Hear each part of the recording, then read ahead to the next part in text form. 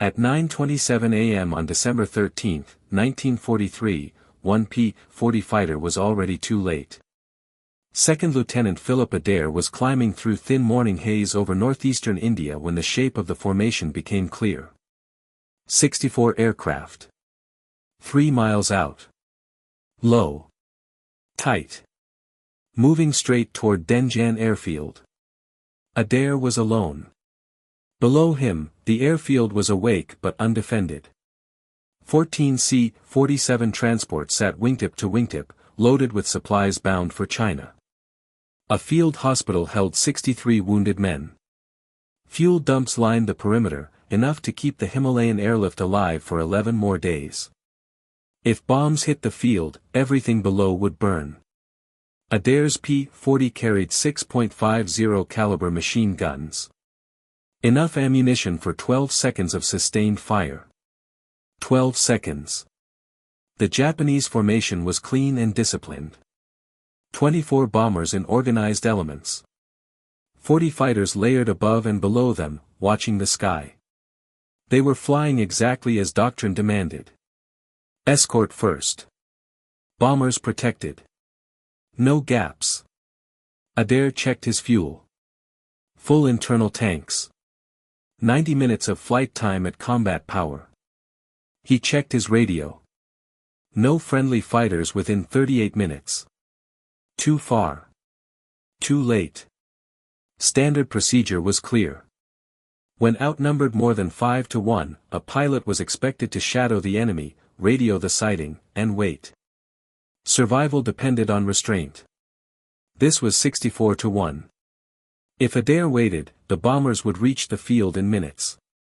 If he attacked, he would be dead long before help arrived. The formation was now 3,000 feet below him. The bombers' noses were steady. Their crews were relaxed.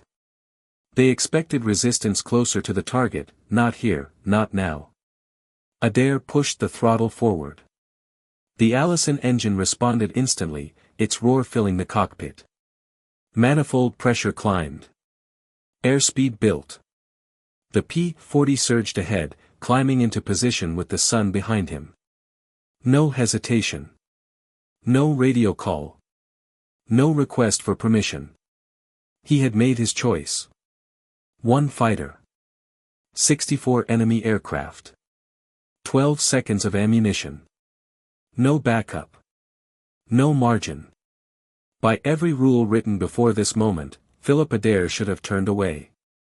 So why didn't he? There was a reason no one else had tried this. By late 1943, air combat doctrine in the China, Burma, India theater was brutally pragmatic. Pilots did not survive by courage. They survived by discipline. Every engagement was governed by ratios, probabilities, and rules written in blood. One rule mattered more than all the others. Never engage when you are outnumbered more than 5 to 1. That rule wasn't theoretical. It was statistical. In the previous 8 weeks alone, Japanese air raids across northeastern India and northern Burma had destroyed 47 Allied transport aircraft on the ground and killed more than 100 personnel. In nearly every successful attack, the pattern was the same: massed bombers, heavy fighter escort, no early interception. Once bombs were released, the damage was irreversible. Denjan airfield was not built to fight back. There were no active fighter patrols overhead that morning. Anti-aircraft defenses were minimal, designed to discourage low-level strafing, not to stop a coordinated bomber stream. The field existed for one purpose: to keep transport aircraft moving over the Himalayas. It was a logistical artery, not a fortress. The Japanese understood that. Their formation reflected years of refinement. The Mitsubishi Ki-21 bombers flew in tight, mutually supporting groups, their release patterns calculated to blanket a target with high explosive and fragmentation bombs. Above and below them flew Nakajima Ki-43 fighters, light, agile, and deadly in the hands of experienced pilots. The escorts were not there to chase kills. Their job was to deny access. To block, distract, and destroy anything that threatened the bombers before release. Against that system, a single fighter was irrelevant. The P-40 itself offered no comfort. By 1943, the aircraft was already being replaced in frontline units by faster, higher-flying designs. It was rugged, reliable, and forgiving, but it lacked the climb rate and turning performance of newer fighters. Against the Ki-43, it was especially vulnerable. In a sustained turning fight, the lighter Japanese aircraft could bleed speed without stalling, tighten its circle, and slide effortlessly onto a P-40's tail. American pilots were trained accordingly. Do not turn. Do not linger. Make one pass, then extend away at full power. Regain altitude. Reset the fight on your terms. That doctrine assumed one critical condition. That the pilot could disengage. Philip Adair could not. If he broke away, the bombers would simply reform. Their navigation was precise. Their timing was disciplined. They would reach Denjan with or without him. Even if he survived, the field below would be destroyed, the transport aircraft burned, the wounded killed in their beds. Shadowing the formation offered no advantage. Reinforcements were 38 minutes away. The bombers were less than 10 minutes from release range. Every option that preserved his life guaranteed failure. Every option that offered a chance of success guaranteed his death. This was the wall no one else had crossed. A single fighter could not destroy an escorted bomber formation. Even killing one bomber would not stop the attack. The remaining aircraft would close ranks and continue. The escorts would adapt, tighten their screen, and hunt the intruder until he ran out of speed, altitude, or ammunition. 12 seconds of fire. That was all Adair carried. Not 12 seconds per pass. 12 seconds total. At best, that meant 6 short bursts. 6 chances to do something meaningful before 40 enemy fighters converged on his position. 6 chances before the physics of air combat caught up with him. Japanese pilots had faced lone interceptors before. They knew how these encounters ended. A few minutes of chaos, perhaps a damaged aircraft, then silence. The escorts always won in the end. Adair knew this too. He was not ignorant of the math. He was not misinformed. He was not reckless. He simply understood something the doctrine did not account for. This mission was not about winning an air battle. It was about breaking certainty. Bombing required order. Formation. Timing. Confidence. Crews needed to believe that the airspace ahead was controlled, predictable, safe enough to fly straight and steady when the moment came to release their bombs. If that confidence shattered, accuracy vanished with it. Adair did not need to destroy the formation. He needed to make it unravel. That meant attacking the bombers first, ignoring the fighters, and forcing chaos into a system that depended on calm. It meant diving into the heart of an escort screen designed to kill him. It meant staying close, staying aggressive, and refusing to disengage even when every instinct screamed to escape. No manual taught this. No instructor recommended it. Every precedent said it would fail. That was why it had never been tried. And that was why, at 9:27 that morning, one P-40 turned toward 64 enemy aircraft and accelerated. Philip Adair was not the kind of pilot stories were written about.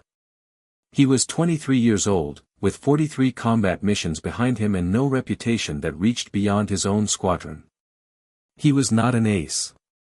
He was not a flight leader. He was not the man commanders pointed to when they needed a miracle. On paper, he was competent, reliable, and replaceable. That morning, he was simply the only one in the air. The 80th Fighter Group did not assign lone intercepts against massed formations. No one trained for that scenario. No one planned for it. If an enemy raid appeared unexpectedly, the expectation was delay and report, not engagement. Any pilot who attacked alone was assumed to be panicking, misjudging the situation, or trying to be heroic at the expense of common sense.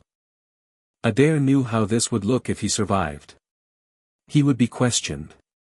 Why he hadn't waited. Why he hadn't followed procedure.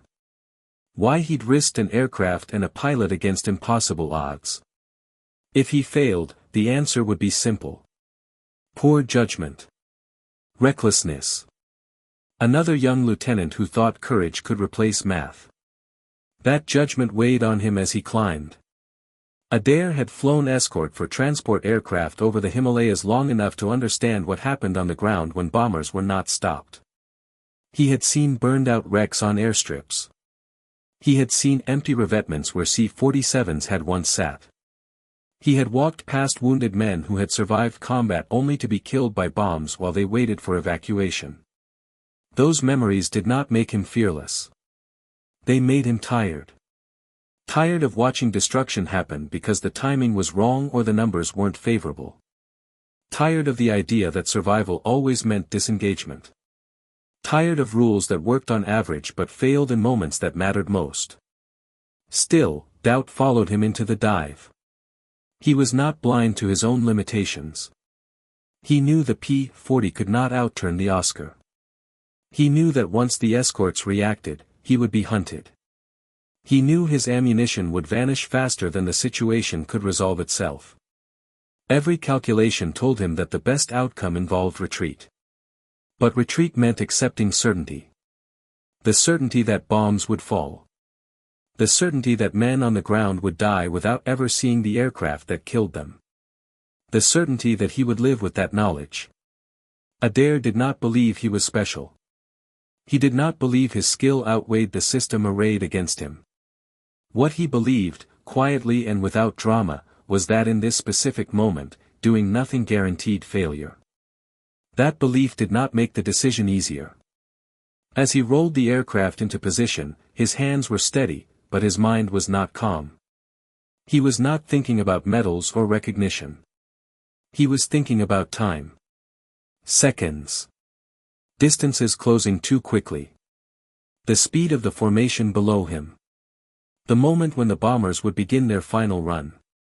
He was thinking about how quickly this could all end. There was no speech. No internal declaration. No sense of destiny. There was only the understanding that once he committed, there would be no clean exit. Every pilot learned early that hesitation killed faster than enemy fire. Adair felt that truth as he lined up his approach. If he waited for certainty, he would lose the only advantage he had left. Surprise. The Japanese pilots below were professionals. They flew according to doctrine because doctrine worked. They had no reason to expect a single fighter to challenge them so far from the target. No reason to anticipate an attack that made no tactical sense. Adair intended to exploit that assumption.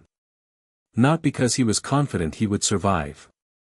But because, for the first time that morning, the uncertainty would belong to someone else. The P-40 was never designed to survive what was about to happen.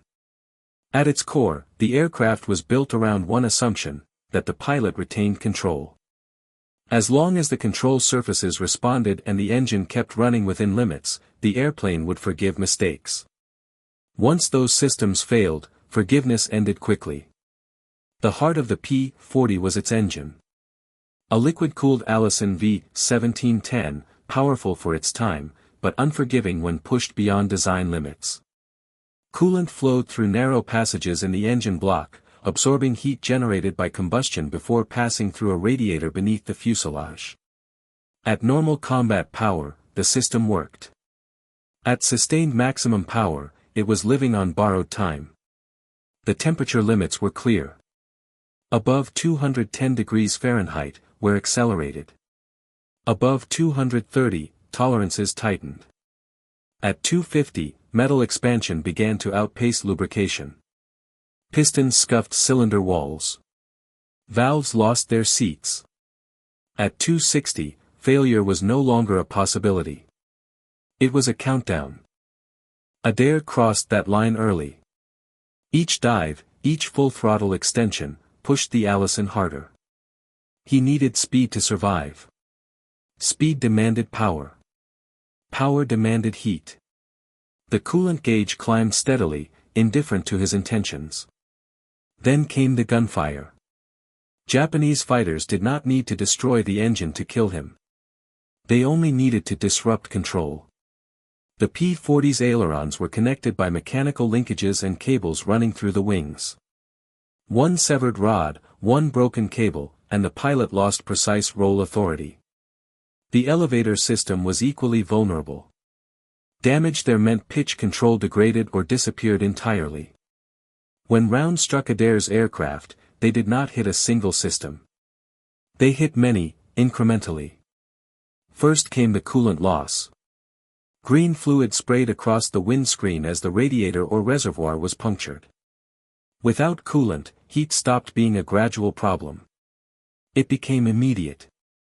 The engine temperature surged past redline. Pre-ignition began. Combustion occurred before pistons reached the correct position. The engine vibrated, protesting every revolution. Then oil pressure dropped. Oil was the engine's last defense. It separated metal from metal, absorbed friction, carried away heat.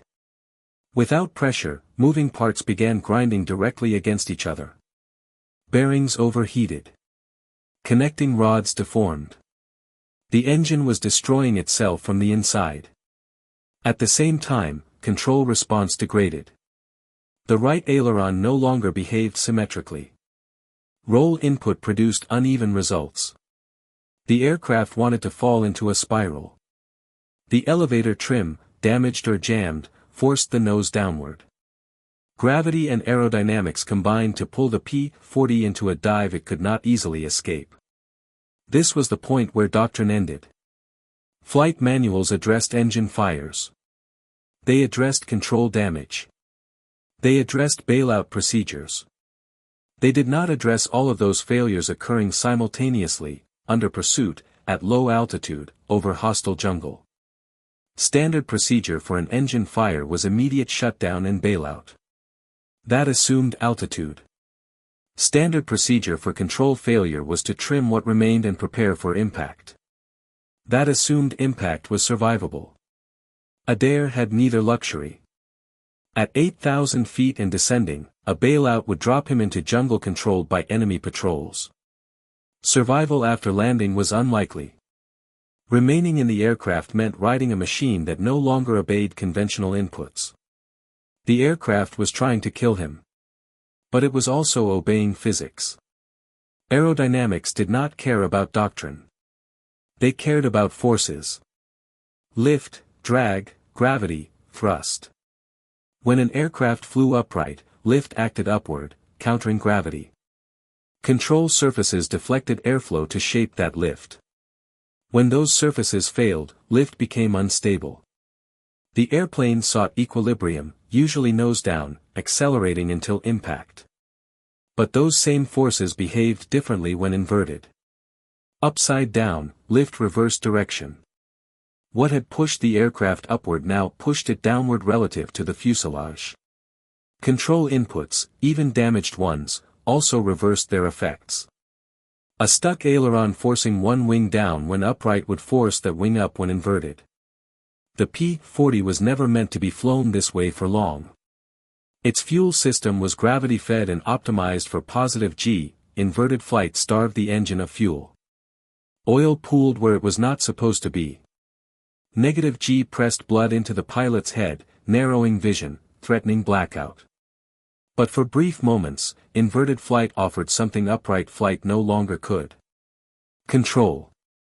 When Adair rolled the aircraft inverted, the broken system stopped fighting him and started working for him, accidentally. The damaged aileron forced the correct correction. The jam trim pushed the nose toward level instead of down. The aircraft, which had been accelerating toward death, slowed its descent. It was not stable. It was barely flyable. But it responded. This was the blind spot. Every system failure that doomed the aircraft upright created a narrow window inverted. A window measured not in minutes, but in seconds. The engine sputtered as fuel flow became erratic. Power surged, then faded. The pilot could feel the airplane slipping toward uncontrolled motion again. So he flipped back. Upright to feed fuel. Inverted to regain control. Upright to keep the engine alive. Inverted to keep the aircraft from diving. Flip. Descend. Flip. Climb. This was not flying in the traditional sense. It was negotiation. A constant bargaining with physics, trading one danger for another, never eliminating either. The manuals never imagined this because no engineer designed for a pilot to fly a dying aircraft upside down for miles.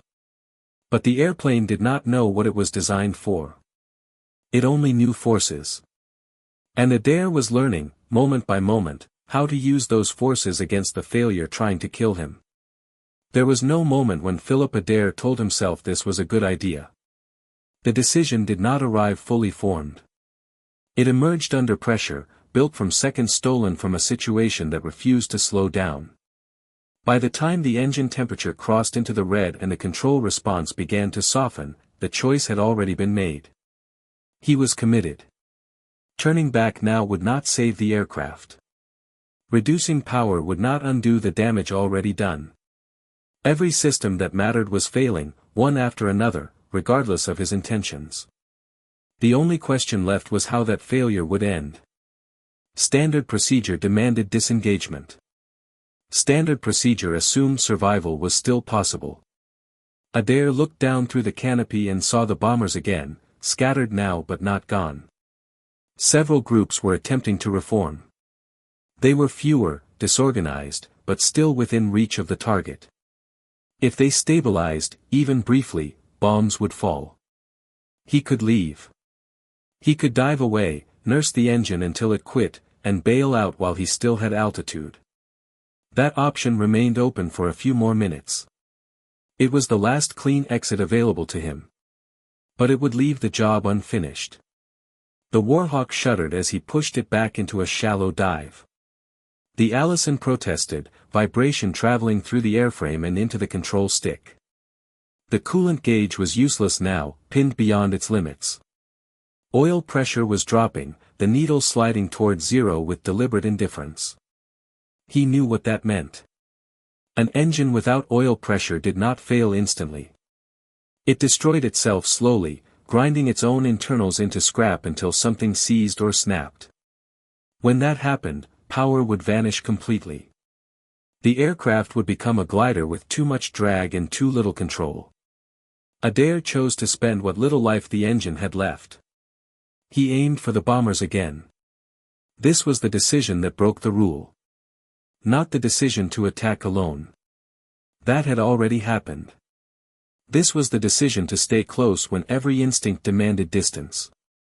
To remain inside the escort screen instead of extending away. To trade speed and altitude for proximity and pressure. He fired short bursts, deliberately. No spray. No waste. Each trigger pull was measured against the knowledge that ammunition was disappearing faster than time. He did not need to destroy the formation. He needed to keep it unstable. The Japanese pilots responded quickly now. Fighters closed in from multiple angles, their movements sharper, more aggressive. Surprise was gone. What remained was persistence. Rounds struck the aircraft again. The right wing took hits. Fabric tore. Metal buckled. The control stick grew heavier in his hand. Inputs produced delayed responses, then uneven ones. The aircraft no longer felt like a single machine. It felt like several broken systems arguing about which direction to fail. Adair did not try to fight the fighters. He ignored them. He stayed focused on the bombers, forcing them to react, to evade, to scatter again just as they began to stabilize. Each pass cost him speed. Each pull-up cost him engine life. Each second at combat power shortened the countdown. He was not winning. He was buying time. The difference mattered. Then the fire started. It was not sudden. There was no explosion, no dramatic burst of flame. It began as smoke, thin at first, seeping through seams in the cowling. The smell followed, sharp and unmistakable. Burning coolant. Hot oil. Electrical insulation. Fire in a liquid-cooled engine followed a pattern. If it reached the fuel lines, the aircraft would not remain intact. Adair knew how much time that gave him. Not much. He had crossed the final boundary.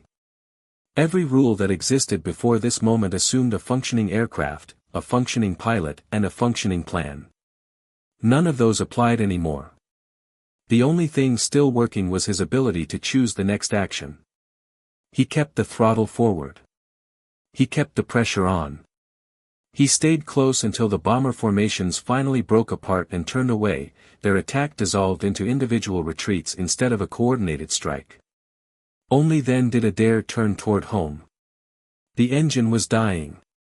The aircraft was damaged beyond recovery. The fighters circled, watching, waiting for gravity to finish the work. The rules were gone now. What remained was survival. For a few minutes, the situation bent in his favor. Not because the odds had changed, but because confusion had. The bomber formations were no longer clean.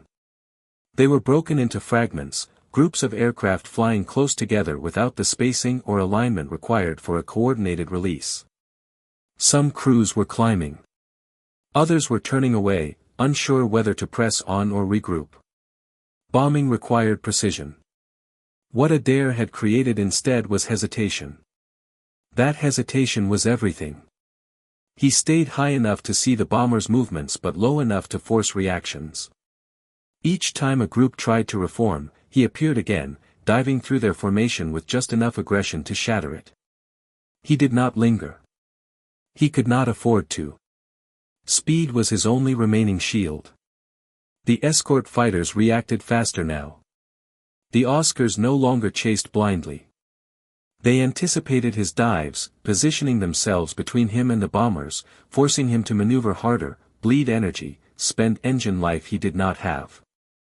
The sky around him filled with movement, intersecting paths, tracers flickering briefly before vanishing into the haze.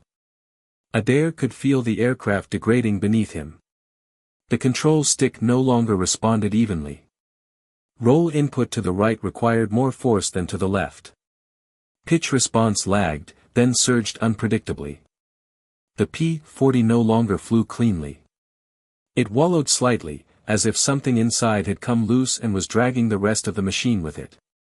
The engine vibration worsened. At high power, the Allison sounded wrong now. Not a steady roar, but a harsh, uneven growl that transmitted directly through the airframe. Each second at full throttle was shortening the distance between function and silence. He checked his instruments again. Coolant temperature was beyond the scale. Oil pressure was falling. Ammunition was disappearing at an alarming rate. What had begun as 12 seconds of fire was now less than half of that. Behind him, the fighters closed. For Oscars dove in from above, their approach tight and disciplined. Adair rolled left, pulling into a shallow climb to maintain speed. Tracers passed close enough to register as flashes rather than streaks. One burst struck the right wing again, tearing more fabric free, exposing structure beneath. The control response changed immediately. The aircraft rolled slightly without input, a slow, unwanted drift that he had to counter constantly. It was subtle, but unmistakable. Something important was no longer connected the way it should be. He forced the aircraft back toward the bombers anyway. This was the dangerous illusion of control. For the moment, his actions still produced results. The bombers broke again. One group turned southeast, abandoning the approach entirely. Another jettisoned altitude in an attempt to escape pursuit. None of them were lining up for a proper run anymore. On the ground below, Denjan was still untouched. That knowledge mattered. It did not make him reckless. It made him stubborn. He stayed in the fight longer than doctrine allowed, longer than the aircraft was built to tolerate. Each maneuver came with a cost. Speed traded for position. Altitude traded for pressure. Engine life traded for seconds.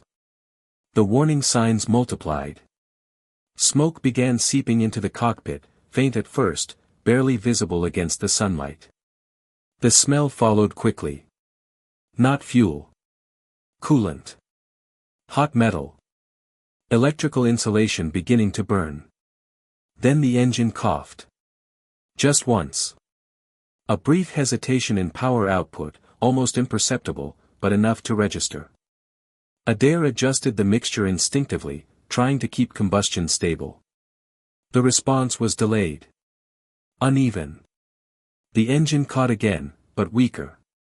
The escort sensed it. Their attacks grew bolder. They pressed closer, firing longer bursts, forcing him to maneuver harder than before. Each evasive move demanded more from an aircraft that had less to give. He could feel the onset of another problem.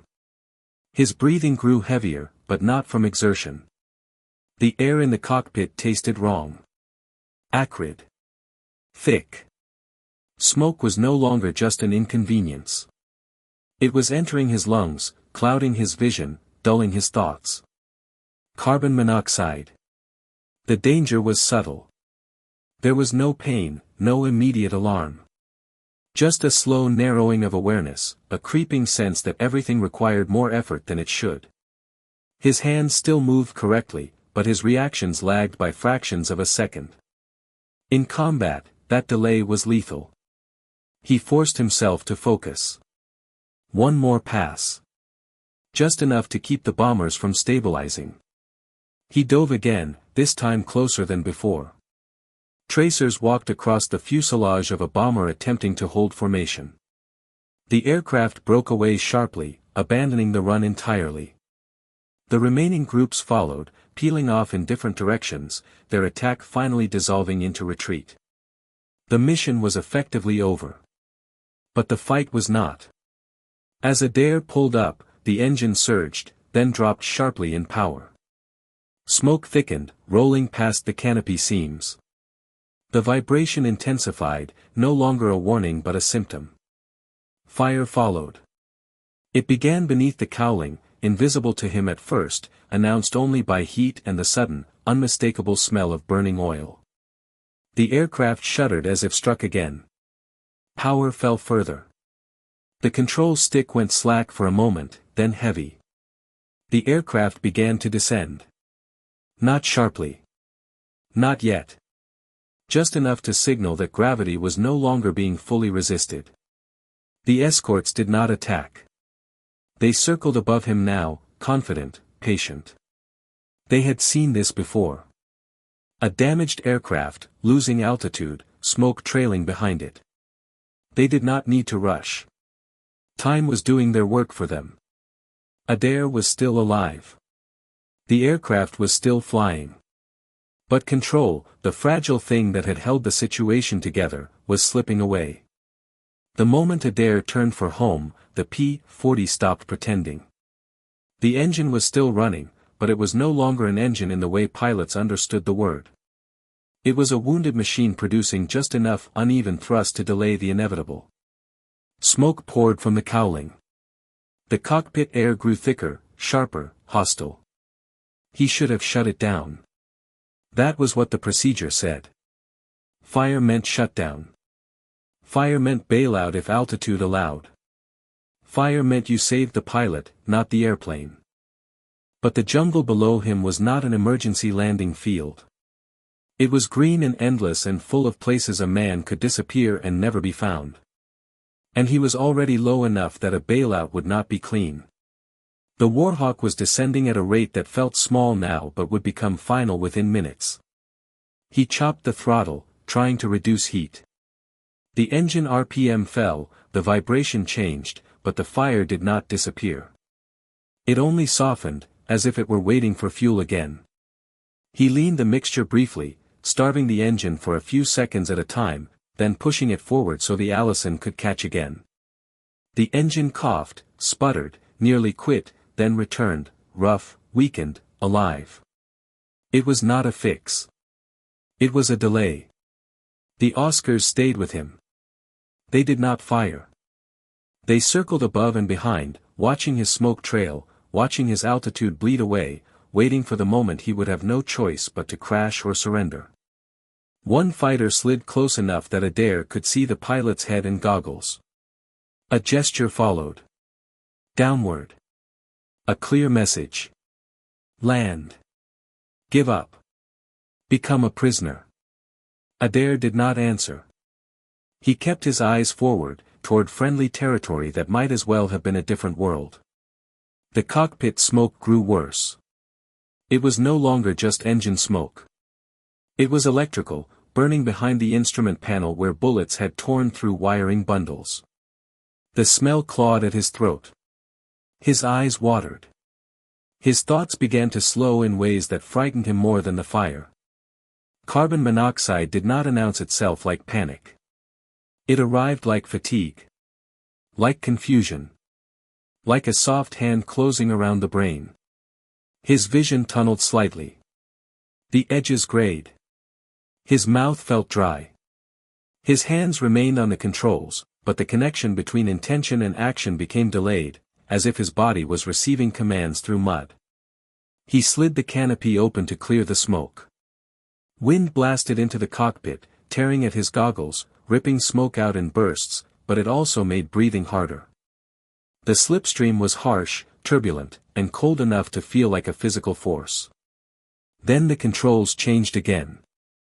The right aileron went soft, too soft, then failed completely. The aircraft rolled right without command. The nose dropped.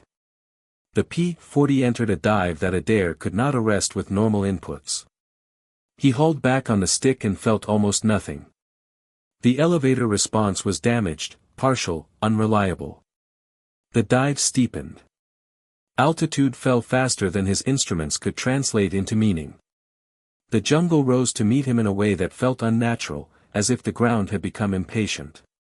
This was the point where most pilots died. Not in the fight. Not in the fire. In the final seconds when the aircraft ceased to obey and gravity did the rest. Adair had seconds to choose between two deaths. Right side up, the damaged control surfaces were driving him into the ground. But inverted, the physics would reverse. If he rolled the aircraft upside down, the same broken aileron that forced the right wing down would now force it up. The jam trim that pushed the nose toward the jungle would now push it away. The failure itself might become an accidental control system. It was an idea so wrong that it didn't belong in any manual. It belonged in desperation. At 1,800 feet, Adair rolled the P-40 completely inverted. -G slammed him against his shoulder straps.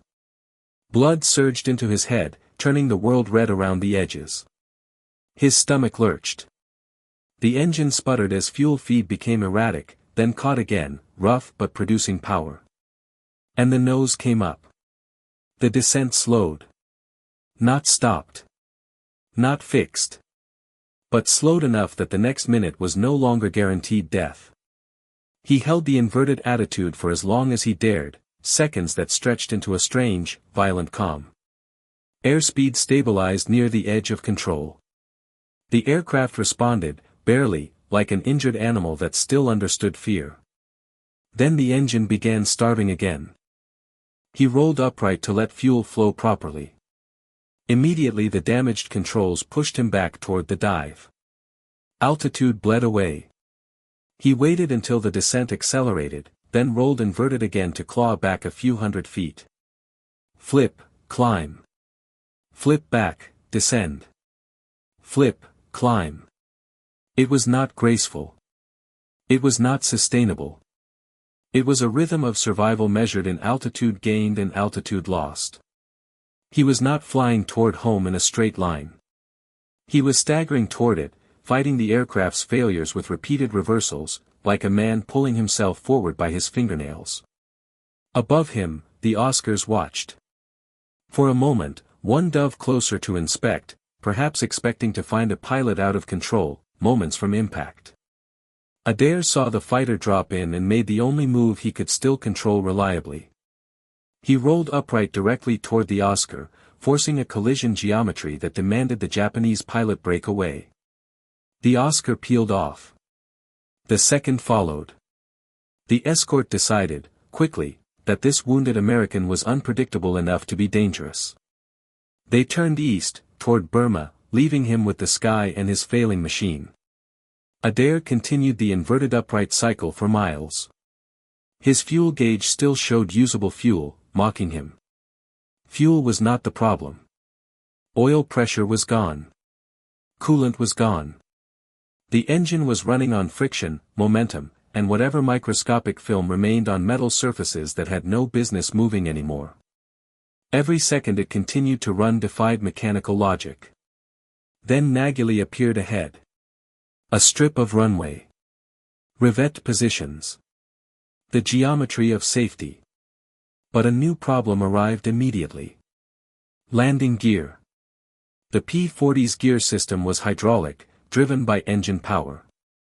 The engine was barely producing anything. Adair reached for the gear lever. Nothing. No movement. No drop. No reassuring thump. Without hydraulic pressure, the gear would stay locked up. And a belly landing, with fuel still aboard and fire damage already present, could turn the aircraft into a torch the moment it hit. He needed the gear down. The manual hand pump was his last option, 28 strokes to build enough pressure. But he couldn't pump with both hands and fly at the same time. The controls were too damaged. Releasing the stick would invite the dive again. So he improvised. He loosened his lap belt, wrapped it around the control stick, looped it through the seat frame, and cinched it tight to hold the stick near neutral. It was crude and unstable, but it bought him seconds. He grabbed the hand pump with both hands and began pumping hard. 5 strokes. 10. 15. The cockpit shook with each movement, his body fighting smoke, -G hangover, and exhaustion. At stroke 23, resistance increased, pressure building. At stroke 28, he heard the sound he needed. A heavy mechanical thump. The left main gear locked. Then the right. Drag increased immediately. Airspeed fell. The Warhawk sank, now heavy and wounded, gear down but still alive. The runway was ahead, close enough to reach if the engine held together for just a little longer. And then it quit. The propeller windmilled, then slowed. The engine sound vanished, replaced by wind and a thin whistle of air over damaged metal. The P-40 became a glider, and it was a bad one. Too much drag. Too much damage. Too little control. The runway was close, but not close enough. After surviving 64 aircraft, after surviving fire, smoke, poisoned blood, and broken controls, he was about to die short of safety. That was when the last insane idea returned. Inverted. One more time. At 1,800 feet, 1 mile short of the runway, Philip Adair rolled the P-40 inverted for the last time. The aircraft was no longer flying in any conventional sense. It was gliding on damaged wings, landing gear extended into the slipstream, control surfaces barely connected to intention. Inverted, the drag changed. The descent slowed. Not enough to feel safe, but enough to reach the concrete ahead. Blood rushed into Adair's head again. His vision narrowed, then blurred. Carbon monoxide and -G worked together now, compressing time, dulling edges, stealing seconds of consciousness. He held the inverted glide as long as he dared, watching the runway approach from an angle no pilot was trained to see. At 200 feet, 300 yards from the threshold, he rolled upright. The damaged aileron forced the right wing down immediately. He countered with everything he had left, pulling and correcting, fighting the airplane rather than flying it. The nose wanted to drop. He forced it up. The elevator responded partially, enough to matter. The runway rushed beneath him. He crossed the threshold too fast and too steep. There was no chance for a textbook landing. The P-40 dropped the last 90 feet in 4 seconds. The main wheels hit hard, compressing the struts completely. The tail slammed down. Metal shrieked. The right main gear collapsed, the wing dropped, and the aircraft ground-looped violently, spinning in a shower of sparks and concrete fragments before skidding to a stop. Smoke billowed from the engine compartment. For 12 seconds, Adair did not move. Then he released his harness, stood, and climbed out onto the wing. His legs failed him. Ground crew reached him before he fell, pulling him clear as fire crews rushed in. The engine was destroyed. Piston seized. Crankshaft warped. Coolant and oil everywhere. The aircraft would never fly again. But the airfield was intact. Intelligence reports confirmed what the ground already knew. All 24 bombers had turned back without releasing their ordnance. No bombs fell on Denjan. No transport aircraft were destroyed. No wounded men died in their beds. The Himalayan airlift continued without interruption. 3 days later, doctors examined Adair and found carbon monoxide levels in his blood high enough to cause unconsciousness. He had flown the final 11 minutes of the mission in a state that should have made coordinated action impossible. On January 8, 1944, he was awarded the Silver Star. The citation spoke of gallantry and determination. It did not mention inverted flight. It did not mention the broken rules or the improvised solutions. Those details did not fit neatly into doctrine. Adair flew 95 more combat missions. He became an ace. He survived the war. The P-40 did not gain a new manual section. No training syllabus was rewritten to teach what he had done. Modern air forces prefer solutions that can be repeated. This one could not. What remained was not a lesson to be copied, but a reminder. That sometimes survival is not about having the right machine, or the right numbers, or the right doctrine. Sometimes it is about recognizing when none of those apply anymore, and refusing to stop thinking anyway. On December 13, 1943, one pilot did not win an air battle. He simply refused to die when every system around him said he should. And that was enough.